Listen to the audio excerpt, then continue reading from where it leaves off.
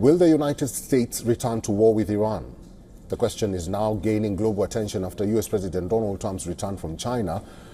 With US forces on standby, Israel stating it's ready for renewed fighting and negotiations stuck over Iran's enriched uranium stockpile, concerns are growing that the fragile ceasefire could fall apart. Speaking to reporters aboard Air Force One shortly after leaving Beijing, the president dismissed Iran's latest peace offer as unacceptable and reiterated that Iran will never have a nuclear weapon.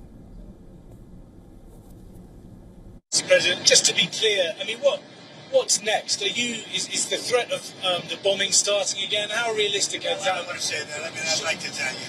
I'd like to say on a certain hour, a certain day, the bombing is going to start. I don't want to say that. I can only say that Iran, I can say this with very, very strong conviction, Iran will never have a nuclear weapon. Not going to happen. No chance. Have you rejected the latest proposal from Iran, or where does that stand?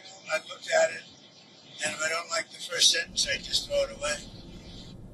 Trump said he would accept a 20-year suspension of Iran's nuclear program if Tehran provides strong and credible guarantees, stressing that any agreement must be real and comprehensive. According to Trump, Tehran initially agreed to the proposal before backing away, but he insisted Iran would eventually accept the terms. 20 years is not enough for you. It's got to be a permanent. No, 20 years is enough, but the level of guarantee from them is not enough. In other words, it's got to be a real 20 years, not a big one. You've got to get all the fuel out and no more production. You have to get everything, but we're not even talking about, I call it the nuclear dust. Came up with a term which seems to have gone on.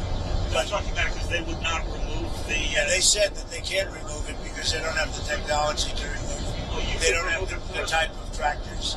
They say the only one, they told me directly, they said the only one that can remove it is China or the U.S. We're the only ones with the equipment. They said you were right. It is a complete obliteration. With that being said, I want to get it. And they agreed to it, but then they took it back, but they'll agree to it eventually. Meanwhile, Iranian Foreign Minister Abbas Araghchi says that for the moment, the issue of enriched uranium stockpiles is not under negotiation and discussions of the matter have been postponed. The subject of our enriched material is a very complicated one, and we have now come to the conclusion with Americans that since it is very difficult, we are almost in a deadlock on this particular question, let's postpone it to the later stages of our negotiations. So for the time being, it is not under discussion, it's not under negotiation, but we will come to that subject in later stages.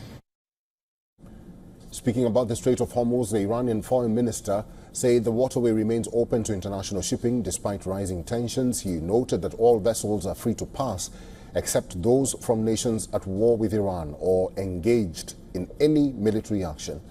The minister said Chinese have good intentions and welcomed any diplomacy by China in ending tensions in West Asia.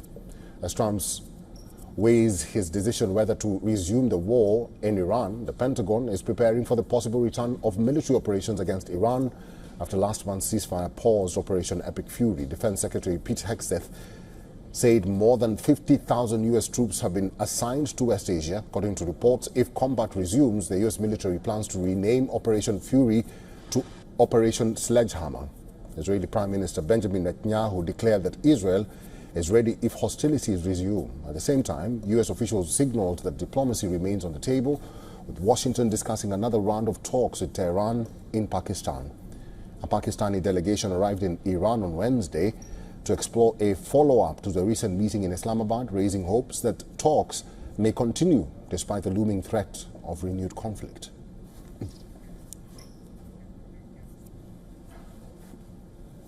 Colonel retired David B. Desroches is a professor, Thayer Marshall Institute, and former Deputy Director for Peacekeeping in the Office of the Secretary of Defense. Is now joining us live from Washington, D.C. Desroches, it's good to see you and thank you very much for your time. Now, the question of will he, won't he, arises, and I'm talking about Trump, do you actually think, with the backdrop that the Pentagon is facing serious funding issues, will he risk it to resume a war in Iran? I think he will. And quite frankly, I'm surprised we haven't seen it already. Pentagon funding issues are bigger, and they involve other things like the recapitalization of the U.S. nuclear stockpile. The United States hasn't built a nuclear warhead since 1988. It's about the recapitalization of our aerial tanker fleet and the Army Aviation Force, things like that. War expenses, when you look at an organization that is just almost incomprehensibly big like the Pentagon, war expenses are significant, but they're not determinative. I think that the issues of state, Iran's willingness to give up the nuclear stockpile, in spite of what Foreign Minister Araghchi says, his definition of free is nothing that has it doesn't accord with anything in maritime law or international practice. That's unacceptable to the United States. There's just too many Iranian demands and red lines that they can't be overcome by negotiations. I think a return to conflict is inevitable. Colonel Desroches, let's talk about the 50,000 troops which are being assigned to West Asia. What's their role, really? And do you think that number is a lot? Well, 50,000 of anything is a lot, but it is deceiving. Normally, when people say troops, they imagine soldiers on the ground. Most of those 50,000 Department of Defense people are sailors aboard ships, and they're in the region now. They're considered in the region. There's actually a line if you go due south from the India-Pakistan border at Sir Creek.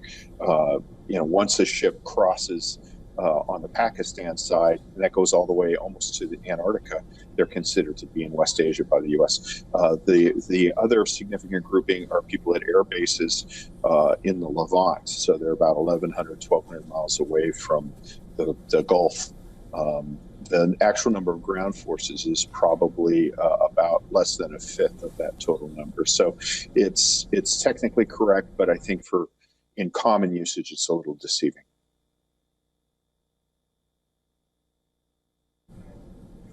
Colonel Desroches, what about the peace negotiations? We know that President Trump was in China, and very many people expected that after he goes to China, maybe some breakthrough will happen when it comes to the Strait of Hormuz issue, but that did not happen.